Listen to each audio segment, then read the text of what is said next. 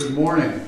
In today's second reading, Paul calls out to the Corinthians, and I paraphrase, "Set your mind on the higher, more spiritual gifts, and not on earthly things." In another translation of today's second reading, Paul goes on to say, "Though I command languages, both human and angelic, if I speak without love, I am no more than a gong booming or a cymbal clashing. And though I have the power of prophecy to penetrate all mysteries and knowledge, and though I have the faith necessary to move mountains, if I am without love, I am nothing." Paul reveals three important spiritual gifts in today's reading: faith, hope, and love. And he clarifies that the greatest of them is love. Love. The word love, the concept of a Christian love, the importance of a life of love reveals itself time and time again in the Gospels. But what is love? Love is an established amalgamation of emotions and behaviors distinguished by the intimacy of the relationship, passion, and commitment. Love includes, but is not limited to, affection, benevolence, goodwill, high esteem, and concern for the welfare of the one being loved. Love is not lust. Love has most often been applied as a noun within the secular, but in truth, love is a verb. Yes, love is action. Love is a Christian trait. With love, we act with care and affection and trust. Love can vary in intensity and it can change over time. But not all forms of love are the same. Secular psychologists have identified a number of different types of love that people may experience. And these types of love include friendship, the type of love that involves liking someone and sharing a certain degree of intimacy. Infatuation, this form of love that often involves intense feelings of attraction without a sense of commitment.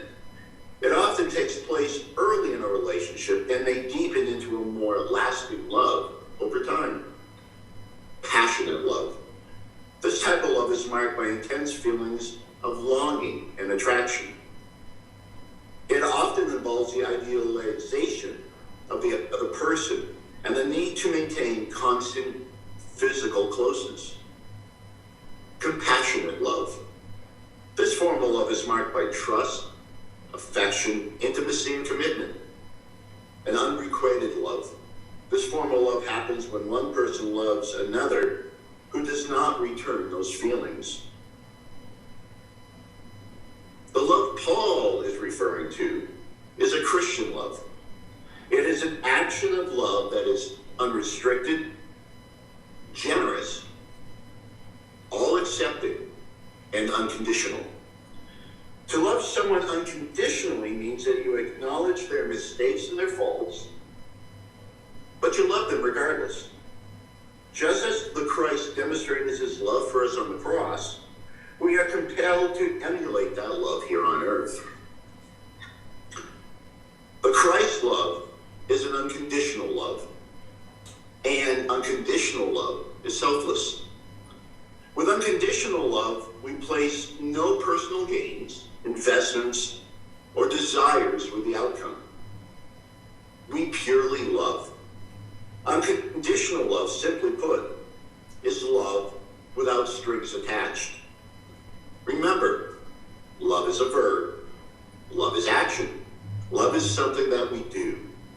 Love is the greatest gift we can give, and it is the greatest gift we can receive.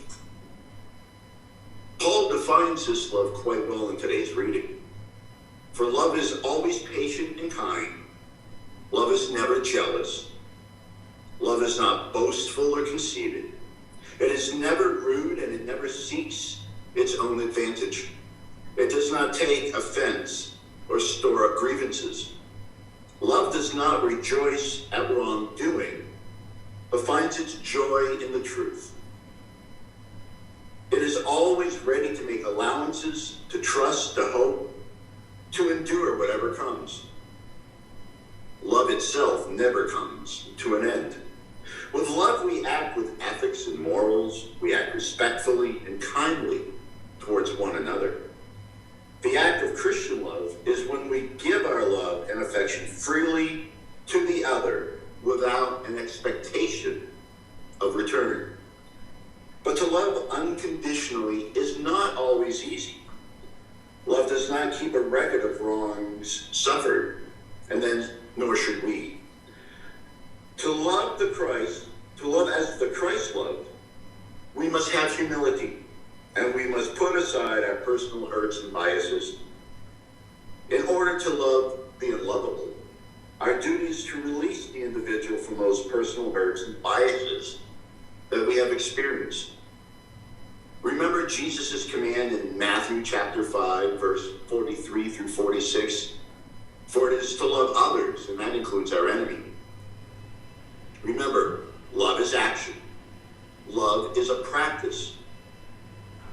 But how do we build a practice of love? There is no single way to practice love. There is no recipe or algorithm associated with the act of love, for every situation is unique. Again, love is something that we do. It is an action, a verb. It is a practice and something that we need to practice.